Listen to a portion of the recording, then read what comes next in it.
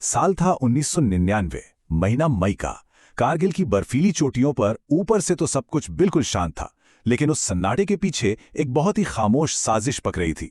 आज हम यही समझेंगे कि कैसे शांति की वो उम्मीद एक धोखे में बदल गई और कैसे भारतीय सेना ने जो नामुमकिन लगता था उसे मुमकिन कर दिखाया। तो चलिए शुरू करते हैं ऑपरेशन विजय की ये कहानी। देखिए 1999 की शुरुआत में ना लाहौर में एक समिट हुई थी।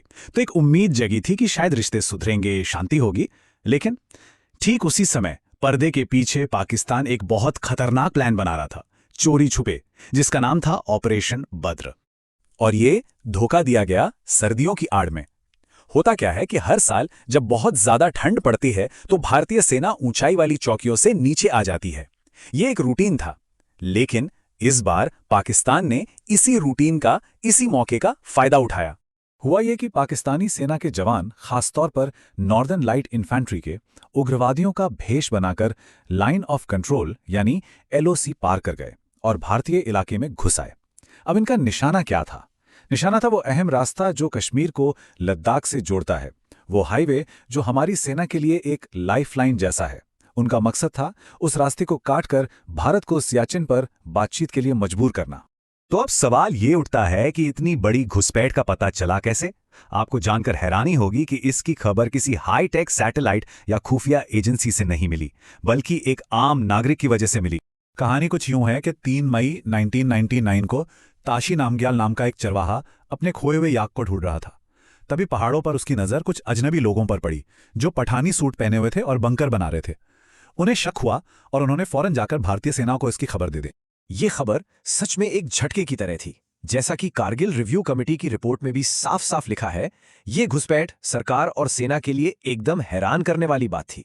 पहले तो लगा कि शायद ये कोई छोटी मोटी घुसपैठ होगी, लेकिन जब हमारी पेट्रोलिंग टीम पर हमला हुआ तब तस्वीर साफ हो गई। ये एक बहुत बड़ी साजिश थी और जंग अब शुरू हो चुकी थी। इस धोखे का जवाब देना जरूरी था। भारत ने लॉन्च किया ऑपरेशन विजय। लक्ष्य बिल्कुल साफ था, अपनी जमीन का एक एक इंच दुश्मन से वापस लेना। लेकिन ये लड़ाई आसान नहीं थी। ये दुनिया के सबसे ऊंचे और सबसे मुश्किल जंग के मैदानों में से एक पर लड़ी जानी थी। जरा इस ऊंचाई के बारे में सोचिए, करीब करीब 18,000 फीट, जहां हवा में ऑक्सीजन इतनी कम होती है कि सांस लेना भी मुश्किल हो जाता है। हर एक कदम चलना एक जंग की तरह है। मतलब यहां दुश्मन सिर्फ सामने खड़ा पाकिस्तानी सैनिक नहीं था, बल्कि ये जानलेवा माहौल भी था। और मुश्किलें कई थीं। पहली, दुश्मन ऊंची चोटियों पर बैठा था, मतलब उसे एक टैक्टिकल एडवांटेज था। दूसरा, पतली हवा में सांस लेना मुश्किल। तीसरा, तापमान -48 डिग्री सेल्सियस तक चला जाता था।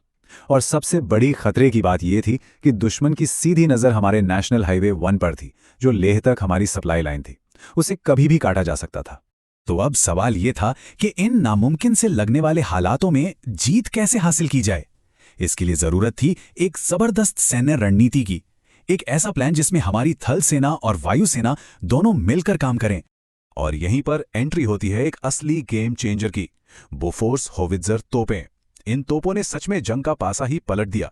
इनकी जबरदस्त सटीकता, लंबी रेंज और तेजी से फायर करने की ताकत ने ऊंचाई पर बैठे दुश्मन के बंकरों को तहस नहस कर दिया।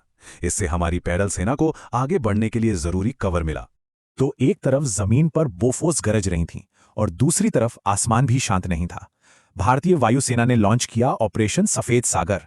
इसमें मिराज 2000 जैसे फाइटर जेट्स ने लेजर गाइडेड बमों का इस्तेमाल किया और पहाड़ों की चोटियों पर बने मजबूत बंकरों पर इतने सटीक हमले किए कि दुश्मन की कमर ही टूट गई। हर जंग की कहानियां कुछ हीरो के बिना अधूरी होती हैं, और कारगिल का जिक्र हो तो एक नाम हमेशा याद आता है, कैप्टन विक्रम बत्रा। एक ऐसा जाबाज जिसने इस जंग में बहादुरी की एक नई मिसाल कायम की। जब उन्होंने .5140 पर कब्जा किया तो जीत का संदेश देने के लिए एक मशहूर विज्ञापन की लाइन का इस्तेमाल किया, ये दिल मांगे मोर। और ये लाइन ये सिर्फ एक लाइन नहीं रही, ये भारतीय सेना के अदम्य साहस का प्रतीक बन गई। लेकिन अफसोस, इसके बाद .4875 की लड़ाई में अपने एक साथी को बचाते हुए वो देश के लिए शहीद हो गए, तिरंगे में लिपटकर। अब बात करते हैं उस मिशन की जिसने इस जंग का नतीजा तय कर दिया, टाइगर हिल पर दोबारा कब्जा करना। ये उस इलाके की सबसे ऊंची और सबसे जरूरी चोटी थी जहां से दुश्मन हमारी सप्लाई लाइन पर आसानी से हमला कर सकता था। सच कहूं तो इसे जीतना लगभग नामुमकिन माना जा रहा था। टाइगर हिल को जीतने के लिए 3 तरफा हमला बोला गया।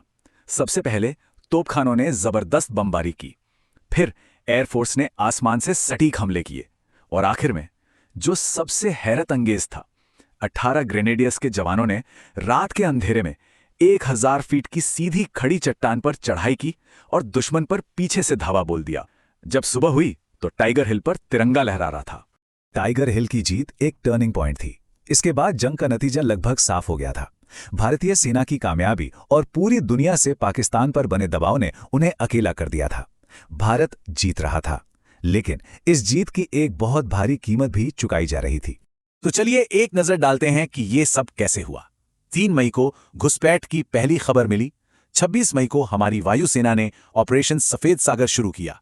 8 जुलाई को टाइगर हिल पर वो ऐतिहासिक जीत मिली और फिर 26 जुलाई 1999 को भारत ने ऐलान किया कि ऑपरेशन विजय सफल रहा। लेकिन ये जीत यूं ही नहीं मिली। इस जंग में भारत के 500 से ज्यादा बहादुर बेटों ने देश की सरहदों की हिफाजत करते हुए अपनी जान दे दी, अपना सर्वोच्च बलिदान दिया। लेकिन उन्होंने ये पक्का किया कि दुश्मन देश की 1 इंच जमीन भी ना ले पाए।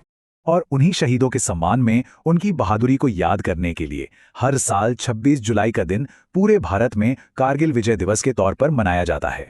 तो आखिर में एक सवाल जरूर उठता है कि ये जंग हमें सिखाती क्या है? ये हमें सिखाती है कि परमाणु हथियार होने का मतलब ये नहीं कि पारंपरिक युद्ध का खतरा टल गया है। ये हमें हमेशा चौकन्ना और तैयार रहने की एक सख्त याद दिलाती है। पर सच कहूं तो ये जंग सिर्फ जीत और हार की कहानी नहीं है। ये उन जांबाजों की कहानी है जिन्होंने हमें सिखाया कि देश सिर्फ जमीन का एक टुकड़ा नहीं होता। देश उन लोगों से बनता है जो उसके लिए अपनी जान तक दे देते हैं।